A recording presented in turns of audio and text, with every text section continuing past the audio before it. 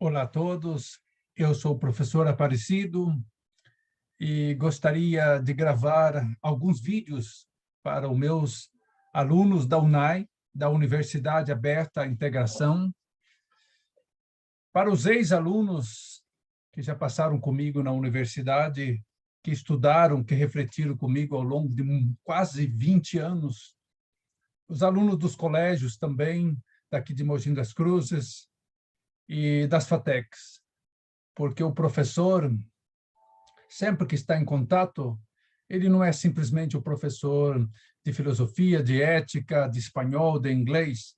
Ele leva a experiência dele, e essa experiência é que eu quero compartilhar com vocês.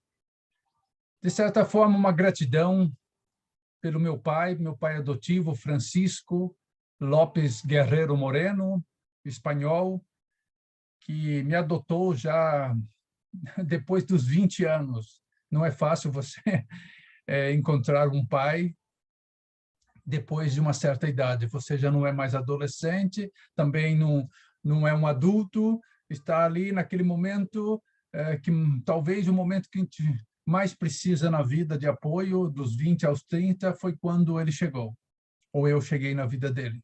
Ambos se encontraram. E aí começou as minhas reflexões. Terminei o curso de filosofia, que foi um curso que é oferecido pela Congregação do Santíssimo Redentor. E eu agradeço também a congregação que me ajudou muito, os padres, melhor os padres de Aparecida, aonde a minha mãe morou e viveu até os últimos anos. Eu praticamente cresci em Aparecida, e não é à toa que chamo Aparecido. Minha mãe, os últimos 30 anos de sua vida, viveu e ali morou em frente, praticamente olhando para o santuário. Tá? As reflexões aqui também vêm do meu mestrado, da pós-graduação que eu fiz em filosofia clínica, da pós-graduação que eu fiz em gerontologia, e do meu mestrado também em filosofia. Tá? Sou graduado em letras, sou graduado em filosofia e tenho mestrado nas duas áreas, e também sou pós-graduado nessas áreas. E mais a gerontologia, que eu fiz mais para conhecer um pouco mais a realidade do idoso, dos meus alunos e, claro, de qualquer idoso neste país ou no mundo. Então, essas reflexões são frutos de trabalho com pessoas idosas há mais de 20 anos. E pela convivência, naturalmente, com meus pais, Francisco Lopes Guerreiro, que já disse, e de minha mãe, Expedita Maria de Jesus, que é a qual eu gosto de mencionar como Maria de Jesus. As lembranças de muitas vivências me fez analisar os subsequentes episódios que me despertou para gravar uma série de vídeos destinado a essas reflexões. Posso dizer orientações, pensamentos, para aqueles que buscam a maturidade, em qualquer idade. Porque a maturidade pode chegar muito cedo e pode também não chegar em momento algum, mas para aquele que busca, ela vai chegar, com certeza. Com meu pai, Francisco, ou melhor, ele gosta de mencionar como professor Guerreiro, porque ele foi professor. Meu pai foi um catedrático, não, ele é um catedrático, né? Estudou as humanidades, foi padre jesuíta, então um currículo tremendo, fala vários idiomas, então talvez passou um pouco para mim.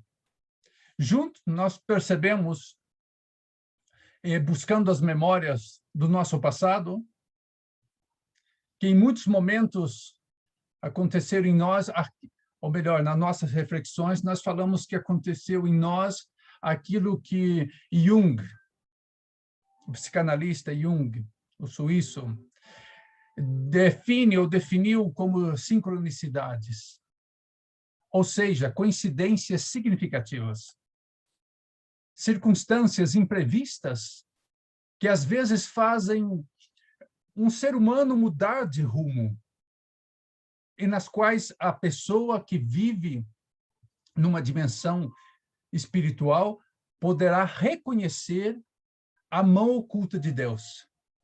Então, no dia a dia, essa pessoa que vive essa dimensão espiritual poderá reconhecer essa mão oculta de Deus que está nos guiando. Ou melhor, que está presente na nossa vida e, às vezes, por milhões de distrações, nós não conseguimos ver essa mão oculta, que, na verdade, se você estiver atento, ela não está oculta. Com relação ao que acabamos de falar, sobre Deus, sobre a sincronicidade, julgamos como uma coincidência significativa o fato de um dia em São Paulo, ali estudando, eu morei no bairro Santana, na rua Urupiara, perto do terminal Tietê. Eu conheci o padre Vicente, é curioso, né? Num lar de idosos, que ele era o fundador daquele lar, e ele é o fundador de vários, né? De uma obra para idosos. E que me convidou para colaborar com ele, lá em São Paulo. Então, eu cantava, eu tocava o meu violão para os idosos, e ali eu comecei a minha história como professor, como orientador ou como motivador para os idosos, né? Vocês vão perceber que, às vezes, eu tenho uma certa dificuldade de falar o próprio português. É curioso, né? Eu falo, talvez, até melhor o espanhol que aprendi com meu pai. Por quê? Porque eu fui alfabetizado com 12 anos. E, além disso, eu tinha uma série de dificuldades de fono e tudo, tive que fazer fono e tudo. Então, tudo isso a gente vai vendo como sincronicidade, coisas que vai acontecendo na vida da gente, tá? Quando ainda eu estudava na Universidade de São Francisco, no Paris, eu estava com os missionários redentoristas ali, a casa na rua Urupiara, tá? E a nossa mente, ou melhor, a minha mente, né, começava a preocupar com os problemas existenciais da vida humana. Meu professor de psicologia, Augusto Fiedler, acho que me ensinou muito. Eu sempre quis fazer psicologia, mas não foi possível, então eu fui fazendo psicologia por conta própria, ou melhor, fui estudando alguns psicólogos e tudo. Então, acho que a vida da gente é assim, se você não consegue fazer aquilo que você gostaria, não sei, às vezes nem tudo é possível fazer, mas você consegue realizar de outras formas. Não consegue ser médico, pode ser, sei lá, um enfermeiro, não consegue ser enfermeiro, por algum motivo, poderá ajudar alguém, não sei. Existem muitos caminhos que você pode chegar a atingir alguns objetivos que faz parte da sua personalidade, faz parte dos seus desejos. Quando eu falo faz parte da sua personalidade, é que, às vezes, quando nós queremos fazer alguma coisa, mas se não vem do nosso coração, aliás, externo, alguém coloca para a gente, nem sempre vai ter um final, como diz, feliz. Pode até ter algo fabuloso, acontecer algo fabuloso e as pessoas aplaudirem, mas você fala, aconteceu. Lembro de um senhor, já não está mais com a gente, trabalhou 40 anos na Pirelli, e um dia ele falou, o senhor Oswaldo, me falou, nossa, como eu gostaria de fazer filosofia. Falei, vamos para a universidade. Ele ia com sua, não lembro, talvez com mais de 65 anos, ele ia até a Universidade de São Francisco como ouvinte. E aí é como se ele estivesse realizando o sonho que ele queria já desde a infância ou da adolescência. Hoje, ministrando aulas de filosofia, espiritualidade ou teologia, eu falo teologia porque eu trabalho alguns aspectos, a gente bate papo, conversa sobre Deus, e meu pai é um teólogo, então eu acabei falando professor de teologia, mas eu não sou formado em teologia, sou formado em filosofia. A espiritualidade é algo que eu estudo, tá? Essa espiritualidade eu procuro passar, ou melhor, a gente não passa, a gente conversa e a pessoa vai percebendo também essa dimensão espiritual que está presente nela. Sim? Já falei da Universidade Aberta, a integração ao UNAI, onde eu estou já há alguns anos. E foi desse ambiente que surgiu a escolha para esses temas. Naturalmente que foi na universidade, falando de religião, tudo que foi surgindo essas reflexões. E eu acrescento aqui a gerontologia, porque muitas coisas da área da medicina, de tudo, desde os chás da vovó, eu comecei a ter interesse muito grande, porque conversando com pessoas com longas experiências, a gente acaba aprendendo mais do que ensinando. Aliás, é uma troca, sempre é uma troca na vida, né? Então, o fruto de uma pós que terminei também recentemente, né? Eu acabei essa pós-graduação agora, em 2021, em plena pandemia, estava estudando gerontologia. Então, acho que tudo isso vai ajudar nesta reflexão que eu quero passar para os meus alunos. Então, essas reflexões filosóficas, ou melhor, filosófico-espiritual, me ajudou a ver o mundo com um olhar mais crítico e, ao mesmo tempo, também mais generoso. Por que mais generoso? Porque a gente vai começando a perceber que cada um tem o seu modo de ser no mundo, cada um tem a sua história, cada um tem seus desafios, que, embora pode parecer para mim enorme, e quando converso com a pessoa, ela fala, não, tranquilo. Ou, às vezes, eu acho que é suave para uma outra pessoa. Nossa, isso não... Ela está falando que ela está sofrendo, isso não é sofrimento. Mas, quando eu entendo a história dela, opa, isso é sofrimento enorme para ela. É como, talvez, se você pensasse na questão da matemática ou aprender um idioma, às vezes você não tem essa habilidade, você tem outras habilidades. Né? E, às vezes, pode ser um sofrimento para alguém, para uma criança, tudo. Quando a gente acha que ela tem que fazer. O outro conseguiu, você vai conseguir. Mas nem sempre, porque o outro é o outro e eu sou eu. Né? Então, essa importância de você ser mais generoso. Hoje está em moda, né, a palavra empatia, mas muitas vezes não sabemos nem exatamente. Às vezes a gente não consegue nem ser simpático, ainda mais ser empático, se colocar no lugar do outro, que é o ideal, né? Seria sempre colocar no lugar do outro, porque quem sofre, quem se alegra é o outro, e eu posso compartilhar com ele, eu posso ter essa empatia de vivenciar com ele. Nesse momento agora, o sofrimento, mas também a alegria. Tá? E capaz de compreender. Então, fui capaz, ou pelo menos estou tentando, cada dia, ser capaz de compreender as diferenças existentes nos seres humanos. Tá? Somos diferentes numa unidade. Não somos iguais. Não existe essa igualdade. Igualdade não. Somos diferentes na multiplicidade. Tá? No universo, com todas as suas diferenças, mas nós estamos unidos nessa multiplicidade. Tá?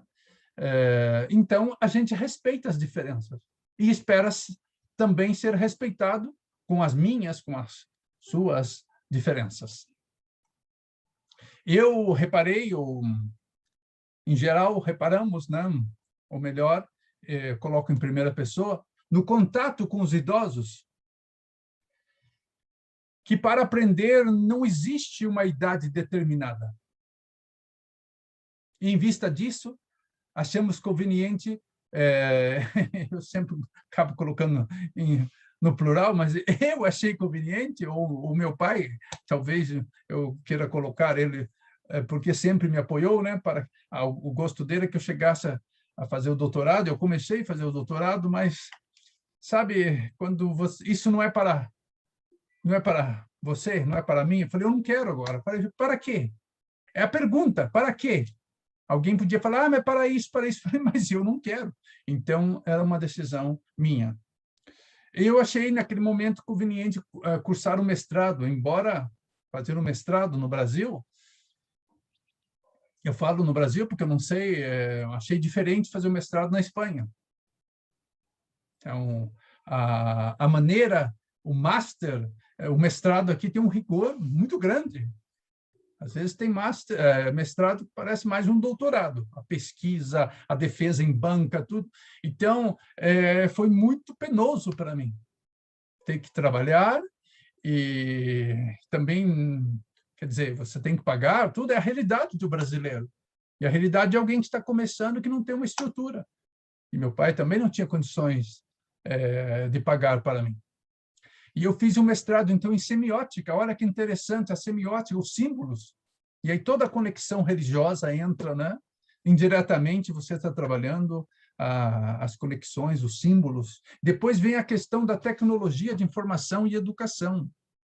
Então, a tecnologia sempre esteve muito presente, tecnologia da informação, e hoje eu estou usando essa tecnologia para falar com vocês. E a educação, porque ter instrução, né, é diferente de ter educação, né? Então, esse processo de educar, né, que não é fácil, né? Às vezes a gente consegue instruir, passar coisas, mas educar, mudar realmente a pessoa, já é um pouco mais difícil.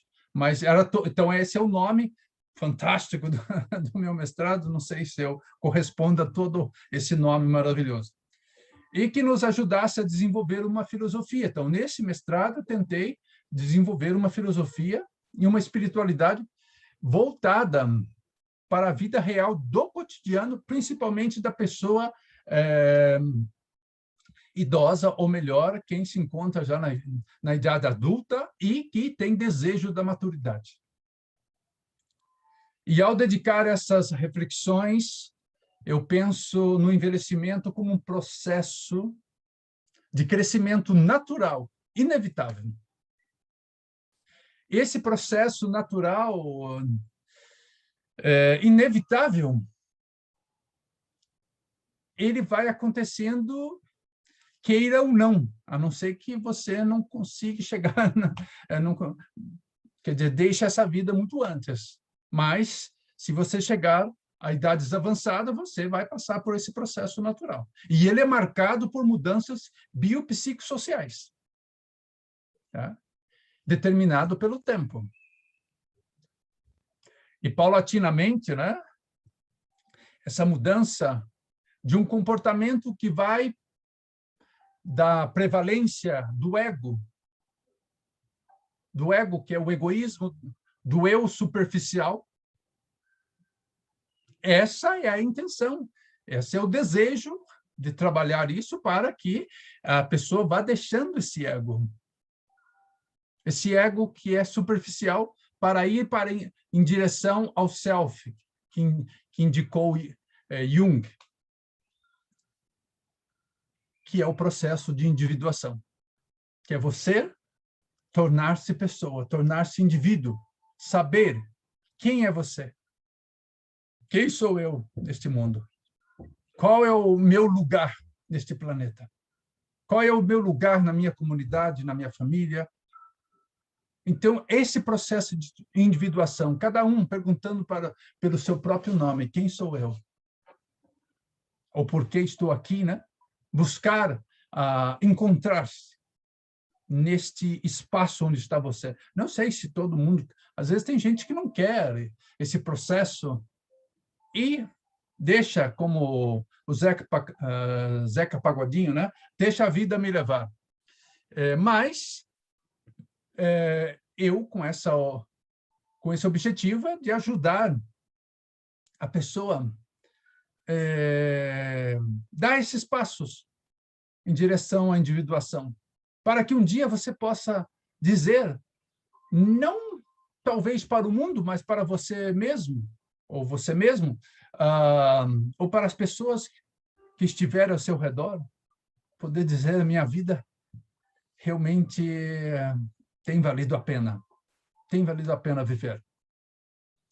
Então, com esse propósito de conseguir um melhor conhecimento da identidade da pessoa idosa, nós serviremos, agora eu coloco você comigo, nós, quem está estudando também, né?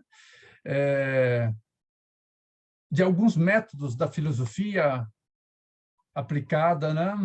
Que eu aprendi muito com o filósofo doutor Lúcio Pachter.